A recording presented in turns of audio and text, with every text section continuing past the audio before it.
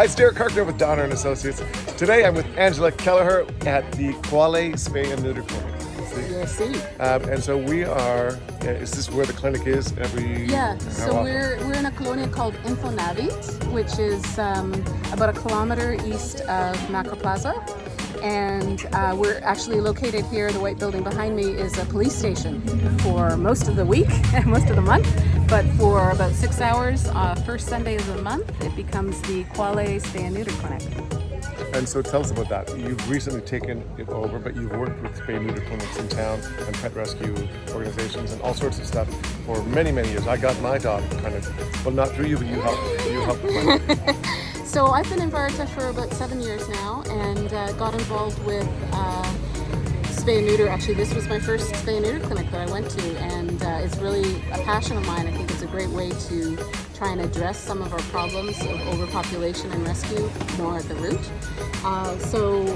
Cuale Clinic has been around for 9 years, longer than I've been here. It was founded by actually groups of animalistas that came together. Different rescue groups and animal advocate groups in town came together to each sponsor one of these monthly clinics.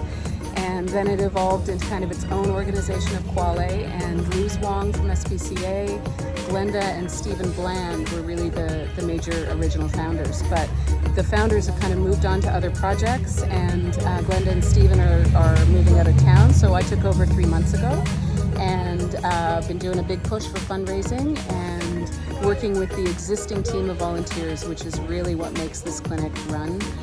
We have an excellent mix of volunteers from the Mexican community, volunteers from different rescue organizations, and volunteers that make Cuale a commitment once a month for them. Now you talk about fundraising and sponsors and stuff. How can people help and what do you need?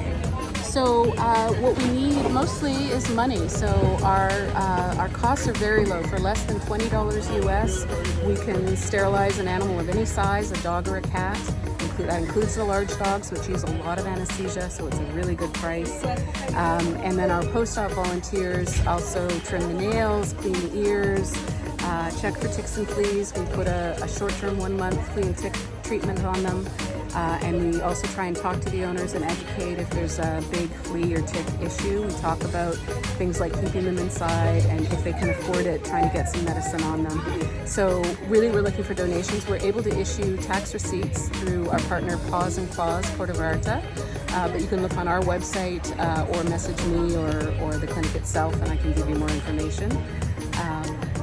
That's what we need. And so typically, for people that maybe just get a pet or are new, like me, what happens? You just give them up for the day. They can't drink food or they can't drink water. Yeah, so this is surgery. So just like with humans, there can be no food or water for at least 8 to 10 hours before. So we tell people just at night, and then I have to hide my food bowl and my water bowl because I'm so automatic in the morning to feed your pet.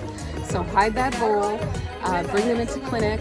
This clinic doesn't have crates that we provide. So you need to wait with your dog on a leash, or you need to provide a crate for the cat that's secure, and then you can leave it here and then come pick it up later in the day. So usually it's about 4 to 6 hours when you're ready to come. And there's about 100 here today. Yeah, I think our registration's up to about 100. Our vets are able to handle 120. So here we have 4 vets operating, and a lot of people you asked earlier, I think, are the vets volunteers? No, they're not. The vets that operate at these clinics are experts. They are surgeons that specialize in spay and neuter.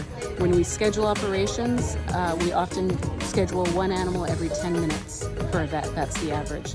They are hugely expert. So we have 4 vets here and a vet tech. We have 4 ladies, Mexican ladies doing our registration and our pickup. And then we have about 10 or 15 volunteers inside doing recovery and managing the animals through the process. And we went to Paso Ancho early this morning to pick up about 10 dogs. Yeah, and that's another way that people can really help. So Everyone says, why don't you spay and neuter those puppies or that dog? It's free. There's so many free clinics in town. And there is, but there's a lot of waiting and there's more demand than there is space. And many Mexicans, even if they have the day off, they don't have a way to get to clinic, especially with a larger animal. And they may not know how to find us on Facebook and that sort of thing. So people can really help us by talking to your neighbors about sterilization. With a lot of people, it takes multiple conversations for them to feel comfortable that it's the right thing for their pet. So please be brave and be proactive and try and talk to people about that. And then the other thing that folks really need help with a lot is transportation. So that's something I've been doing for about 4 years now, and Derek helped today. We load up the animals in the crates, we load up the car, we bring them in, we register them, we take them back to the people, and it's such an interesting experience. I don't know what you found, but you see the people at clinic that love their animals, that really are doing the best for them, and it's such a sweet side of rescue to experience. Yeah, and people that are coming to Vallarta or have been coming for years have noticed a big difference, but it's kind of endless work too. There's always lots more animals that are here, and so lots of spay neuter clinics. This is one of the busiest ones. Yeah. But if you can support any of them, if you're an animal lover, and if you're wanting to support this one, I'll post all the information here so you can reach out and volunteer in any way you can, whether it's transportation or just money. Monthly donors, helpful too. But lots of volunteer opportunities. Just reach out and see what you can do. That's great. Thank you so much for Thanks, coming Angela. out today, Derek. Cheers.